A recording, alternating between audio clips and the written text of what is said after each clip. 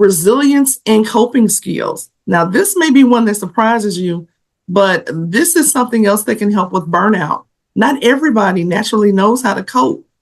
I am a Gen Xer, so we come from a different generation than some of these younger millennials and definitely the generations to follow them. So resilience isn't automatic. Many people struggle with stress because they don't know how to cope. They weren't born with the skills necessary to cope.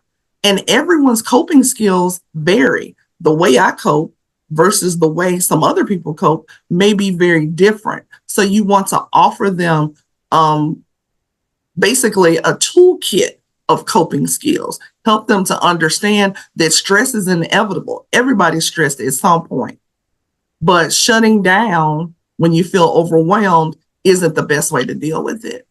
You also want to let them know that it's okay to ask for help. Somebody is always willing to help. We all get overwhelmed. We're all stressed out. It's okay to seek support, training, and guidance when you feel like you're just stressed.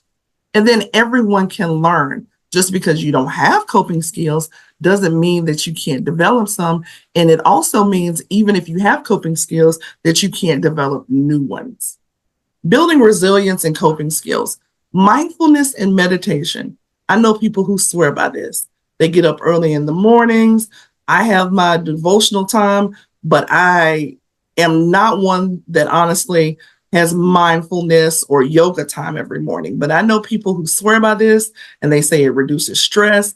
I know for me, it's my devotional period. Sometimes I do some meditation during the middle of the day, just depending on how my day is going. Another thing that I suggest, stress management workshops. This is something where you can bring in someone to speak to your team about stress management. It doesn't have to be on you as the manager or as the leader all the time because you don't have all the tools. Bring in someone to do a 30-minute training or a lunch and learn.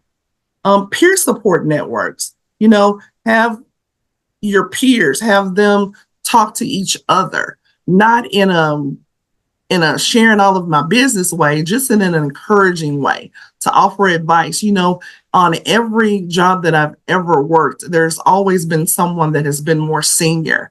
They can offer advice about how to navigate the organization or how to navigate the job. That's where you have those peer networks.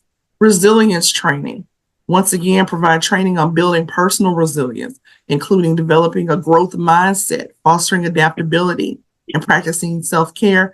And then lastly, if you think it's needed, most organizations have an EAP program, employee assistance programs, where people can go and get confidential counseling, and there are mental health resources.